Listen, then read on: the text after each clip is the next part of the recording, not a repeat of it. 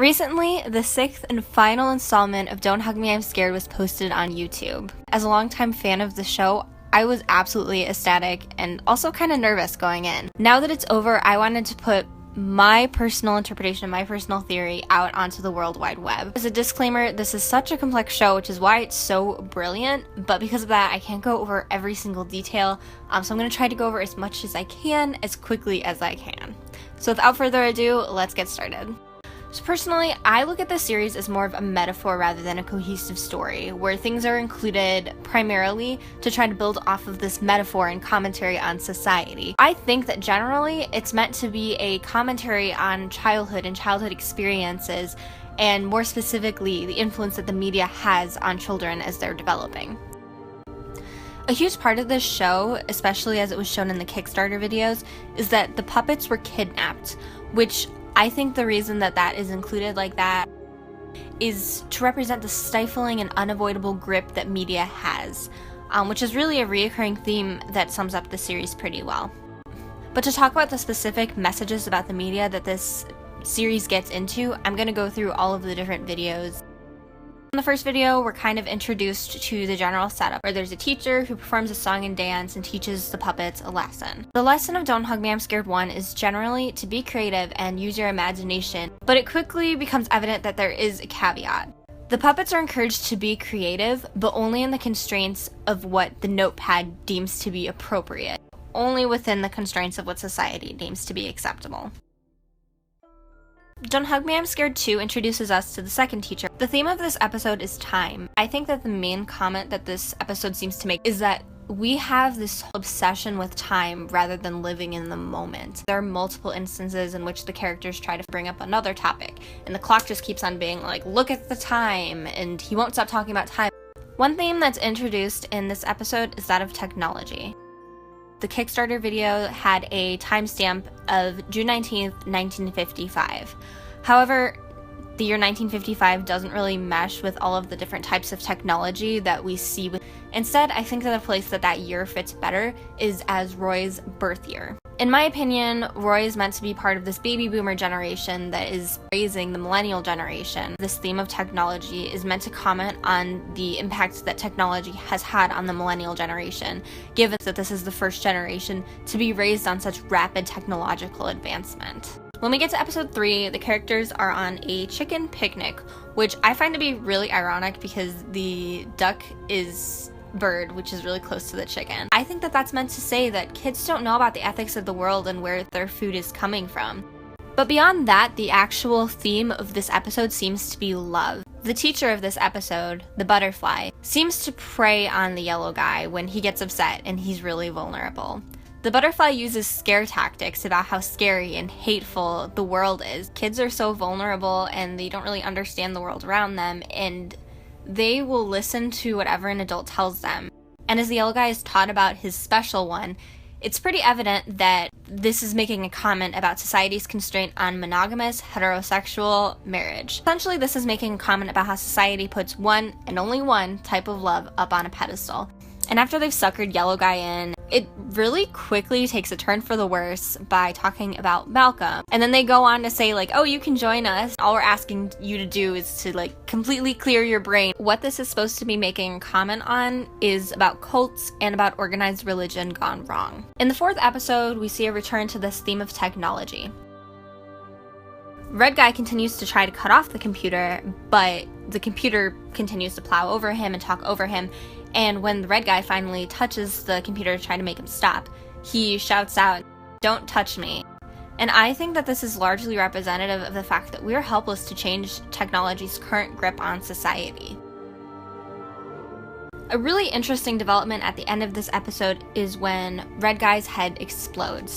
In television shows, plot holes and lacks of continuity are often just kind of dismissed. Red Guy refused to let that happen, and he continued to question things adamantly. Because of that, he couldn't continue to exist in this world if the show wanted to continue. In the 5th episode, Duck Guy experiences a fate similar to Red Guy because, similar to Red Guy, he begins to realize what exactly is wrong with this show. He gets really pushy with saying something's wrong, I need to go, I don't want to do this anymore. He starts receiving phone calls, which I think represents his epiphanies about the world that he's experiencing. And like Red Guy, he can't continue to exist in this world once he begins questioning it. In the very last scene, Yellow is seen having eaten all of this food from these cans, and he seems to have become visibly overweight.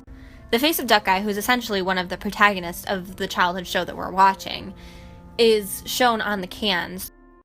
This type of marketing is used to promote a lot of different types of junk food to young kids, which can be argued is contributing to childhood obesity. And I think that this scene is really trying to speak to that phenomenon. In the 6th episode, the final character, Yellow Guy, begins to completely realize how messed up the world is. Because of this, the show breaks down completely from the way that it was previously structured as a cohesive song. The Red Guy wakes up, and this essentially represents a transition to the adult world. When the Red Guy tries to express some creativity by coming up with this file song, he is insulted. Adulthood is instead about strict conformity, and so the shows that he watched during his childhood and the lessons that he learned as a child really didn't prepare him for adulthood at all. He then tries to recapture his childhood on stage by singing the creativity song, but he's quickly ostracized, and this experience essentially leads to him seeing Roy in the back of the room. I already explained that I think that Roy represents the generation that is parenting and raising the generation of Red Guy, Yellow Guy, and Duck Guy. Throughout the series, we really don't see Roy doing anything. We consistently see him in the background during different scenes, but he seems to be just a passive bystander.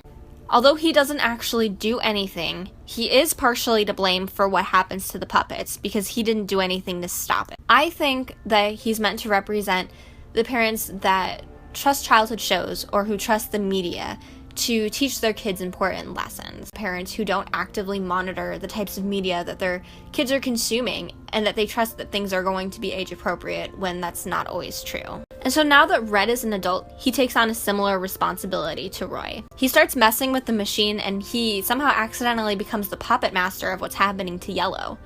He ends up perpetuating the bad experiences that he went through and putting it on Yellow. One character that we see is the file that Red imagined earlier on in the office, which emphasizes that Red, since he's now the adult, does have an active influence on what's happening.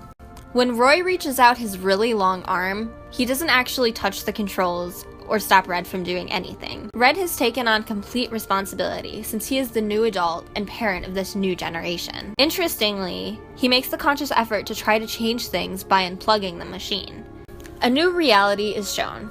It's now June 20th. June 19th represented the era in which our 3 main characters were kids and Roy was an adult. But now that it's June 20th, it's meant to represent the next generation of media and childhood. Now, as for what's actually shown, I think that this is kind of up for interpretation.